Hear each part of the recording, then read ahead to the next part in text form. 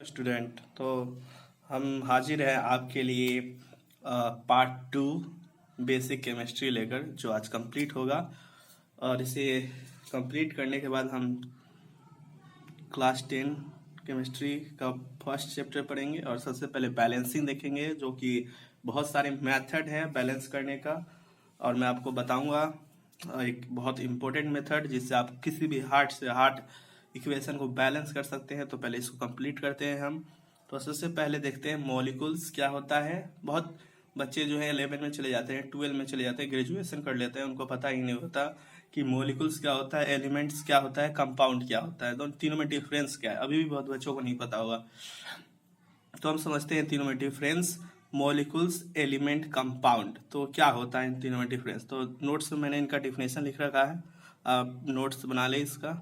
तो देखिए सबसे पहले हम देखते हैं मॉलिक्यूल्स क्या होता है। तो मॉलिक्यूल्स का अगर डिफिनेशन मैंने लिखवाया उसको मैं पढ़ूँ तो a molecules is a group of 2 और more atom that are chemically bonded together that is tightly held together by attractive forces. Atom of the same element or of different elements can join together to form molecules. देखिए molecules जो होंगे, कभी भी जो molecules होगा ना, वो elements का ग्रुप होगा, ग्रुप ऑफ एटम्स होगा, ग्रुप ऑफ एटम्स होगा ऑफ सेम एटम और ऑफ डिफरेंट एटम। तो क्लियर हुआ यहाँ पे कि जो मॉलिक्यूल्स होगा वो ग्रुप ऑफ एटम होगा ऑफ सेम एलिमेंट और ऑफ डिफरेंट एलिमेंट। क्लियर हो गया होगा। फिर से मैं रिपीट करना चाहूँगा कि जो मॉलिक्यूल्स होगा ग्रुप ऑफ एटम होगा of same element end of different element. तो ग्रुप ऑफ एलिमेंट्स होगा तो ये दोनों के बीच जो है ना, एक दूसरे से एक अट्रैक्टिव फोर्स ऑफ अट्रैक्शन से वो एक दूसरे को पकड़ कर रखे हुए होंगे। ठीक है ना। तो वो कौन से बॉन्ड हो सकते हैं, मैं आपको थोड़ा सा पिछली बार में बताया था। आयोनिक बॉन्ड हो सकता है, आयोनिक बॉन्ड के द्वारा ये दोनों एक दूसरे को अट्रैक्ट करके रखे हो, कोवेलेंट बॉन्ड के द्वारा दोनों एक दूसरे से अटैच हो। तो बहुत सिंपल सा डेफिनेशन है मॉलिक्यूल्स का। Molecules is a group of atom of same element or of different element and they are bonded together by a force of attraction। ठीक है। तो ये मॉलिक्यूल्स का डेफिनेशन हो गया। अब आते हैं मॉलिक्यूल्स ऑफ एलिमेंट और मॉलिक्यूल्स ऑफ कंपाउंड में। दोनों में डिफरेंस समझते हैं। बहुत इजी सा डिफरेंस है मॉलिक्यूल्स ऑफ एलिमेंट और मॉलिक्यूल्स ऑफ कंपाउंड में, कि जो मॉलिक्यूल्स ऑफ एलिमेंट होता है ना, वो ग्रुप ऑफ एटम तो होता है क्योंकि वो डिफिनेशन है मॉलिक्यूल्स का, लेकिन इसमें डिफरेंस क्या है, एक ग्रुप ऑफ एटम तो होगा लेकिन ऑफ सेम एटम होगा, इसमें डिफरेंट एटम नहीं होंगे। यही अगर हम बात करें मॉलिक्यूल्स ऑफ कंपाउंड की, तो ये भी ग्रुप ऑफ एटम होगा लेकिन ये सेम एलिमेंट का नहीं होगा, ऑफ डिफरेंट एलिमेंट का होगा, डिफरेंट एलिमेंट के एटम का होगा। क्लियर हुआ।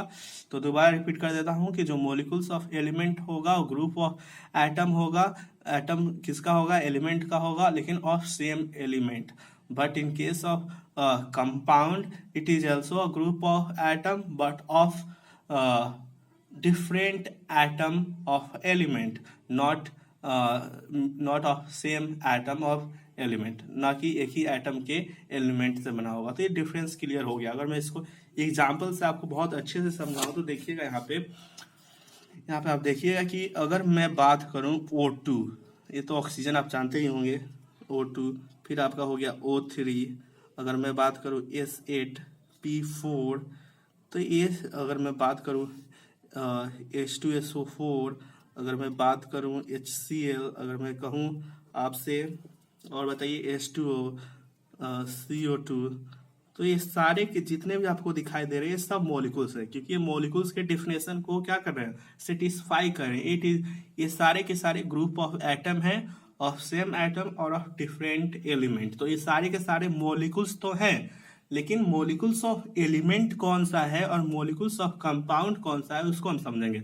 तो मॉलिक्यूल्स ऑफ एलिमेंट के डिफिनेशन के अनुसार ग्रुप ऑफ एटम हो लेकिन ऑफ सेम एलिमेंट्स के एटम का हो। तो ऑक्सीजन यहाँ पे देख रहे हैं O2, O3, S8, Sp4, ये सारे मॉलिक्यूल्स ऑफ एलिमेंट है। क्यों? क्योंकि ये जो मॉलिक्यूल्स हैं वो एक ही तरह के एटम से बने हुए हैं। सिर्फ ऑक्सीजन के एटम से बना हुआ है, ए भी सिर्फ ऑक्सीजन के एटम से बना हुआ है, सल्फर के एटम से बना हुआ है, ए फॉस्फोरस के एटम से बना हुआ है। ठीक है ना, ये फॉस्फोरस के एटम से बना हुआ है। तो ये सारे मोलिकुल्स तो हैं, लेकिन मोलिकुल्स ऑफ एलिमेंट है। अगर हम बात करें इसकी, तो ये H2SO4 की, HCl की बात करें, H2O की बात करें, CO2 की बात करें, तो ये सभी मोलिकुल्स है, लेकिन ये मोलिकुल्स ऑफ कंपाउंड है। क्यों है मोलिकुल्स ऑफ कंपाउंड? क्योंकि ये जो है वो डिफरेंट एटम से बने हुए हैं, डिफरेंट एलिमेंट के एटम से बने हुए हैं, तो ये मोलिकुल्स ऑफ कंपाउंड हो गए। ठीक है, तो ये मोलिकुल्स ऑफ कंपाउंड हो गए, ये मोलिकुल्स ऑफ एलिमेंट होंगे। दोनों के दोनों एलिमेंट है, लेकिन एक कंपाउंड नहीं है, ये मोलिकुल्स ऑफ एलिमेंट है, ये एलिमेंट नहीं है, क्योंकि ये मोलिकुल्स ऑफ क्या है, कंपाउंड है। तो ये आपको यहाँ तक क्लियर हो गया होगा। तो ये आपने देखा, ये सारे इंपॉर्टेंट चीज थी, इसको क्लियर करना जरूरी था। अब हम अपना चैप्टर स्टार्ट करेंगे और कुछ चीजें आपको याद करने हैं। मैं बता देता हूँ आपको क्या याद करना है। उसके बाद हम केमिस्ट्री चैप्टर याद करेंगे। ठीक है, एक मिनट।